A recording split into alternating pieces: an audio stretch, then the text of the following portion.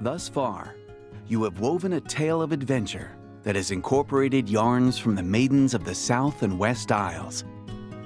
According to your navigation map, there ought to be islands home to maidens in the northern and eastern regions of the ocean as well. You've likely grown quite accustomed to seafaring. From this point onward, you can sail the ocean as you see fit. But be wary. One never knows what might happen out on the high seas.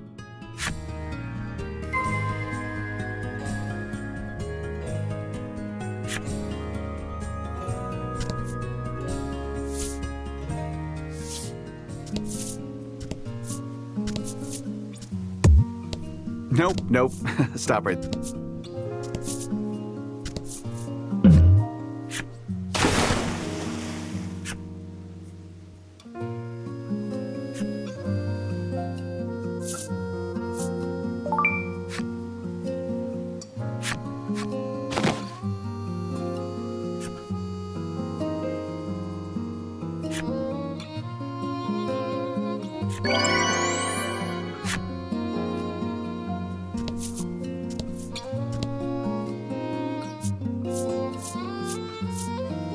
The rush of the wind filling your senses, you open up the navigation map to check your current position and heading.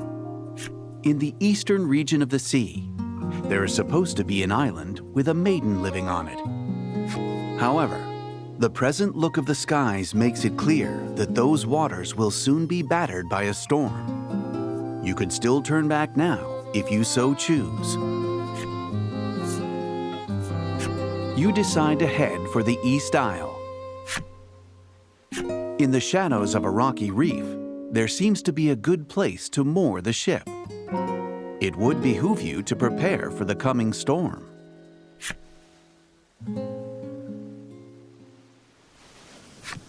The Bon Vent creaks, swaying atop the tempestuous seas.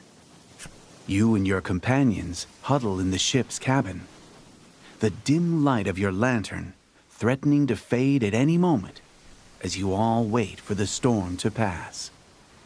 Laty is wrapped tightly in a blanket, looking much like a large caterpillar. Your joke that the ship might sink seems to have frightened her. You don't see Lack around, but it is likely trapped inside the blanket, having fallen prey to Laty's squeezing hug. The ship lurches. A book falls from Laty's pack and lands on the floor near you. It's the picture book she made, the one you peeked in back at the grotto. You decide to hold off this time, or at least you would have if your hands hadn't already picked up the book and opened it up. As you turn the pages once again, you come to realize what the book actually is.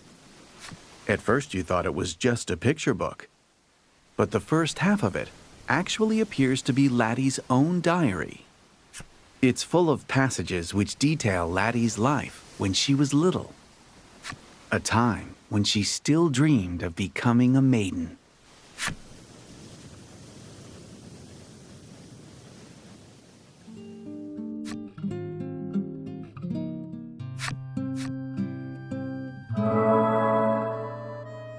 Another day, another round of maiden training.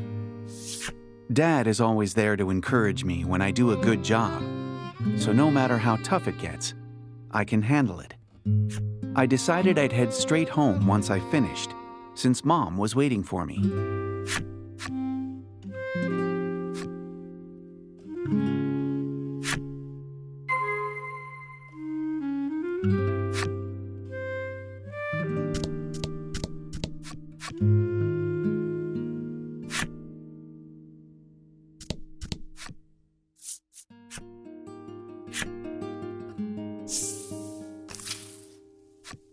If I train super hard, all the other villagers will be happy with me.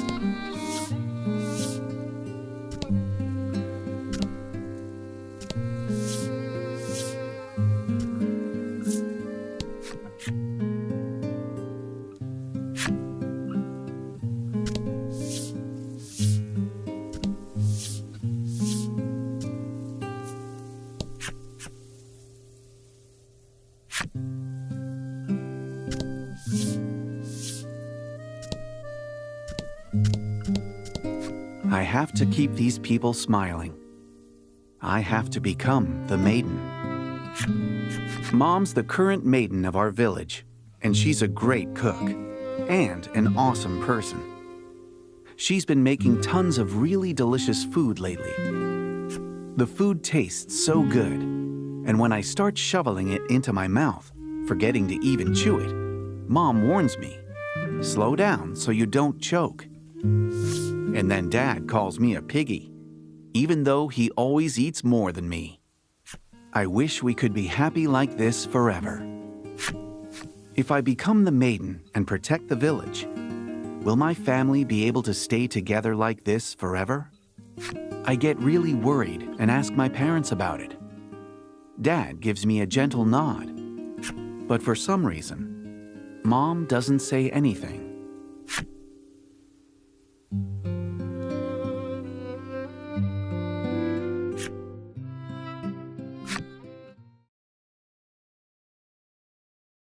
Mom hasn't come home in a couple of days. Dad told me she left on a journey with the spirit.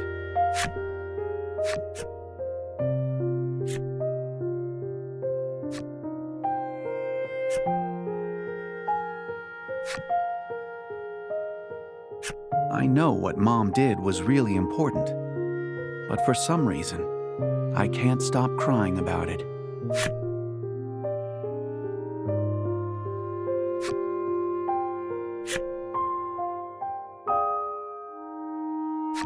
Ever since Mom disappeared, my training has been going bad. Really bad. If something doesn't change, I'm not going to be able to become the maiden. I won't be able to protect the village like Mom did.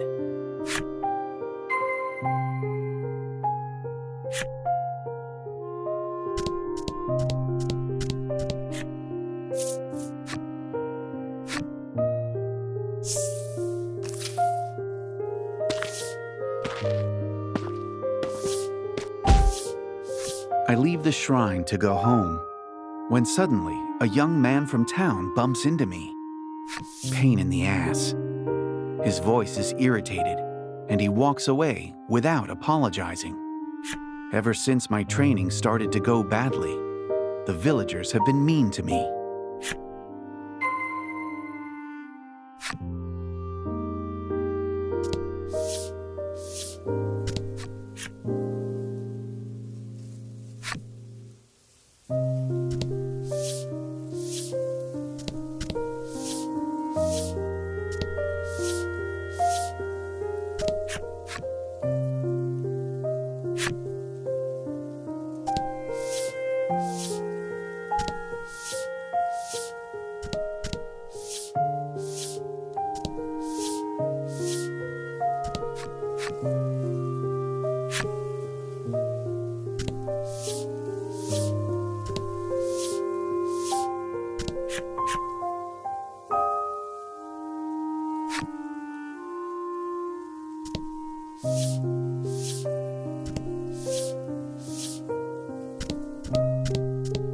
I know it's my fault.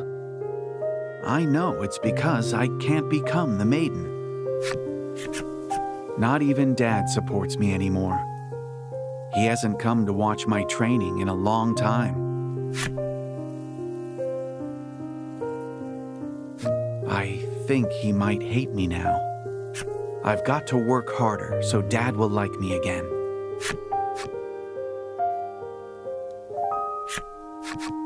Dad took me on a boat to a small island. We went ashore, and then he locked me up in a dark room. Dad abandoned me. No matter how many times I tell myself it's my own fault, I just can't stop crying. I sob and scream for him to come back, but he doesn't. And eventually, I can't cry or shout any longer.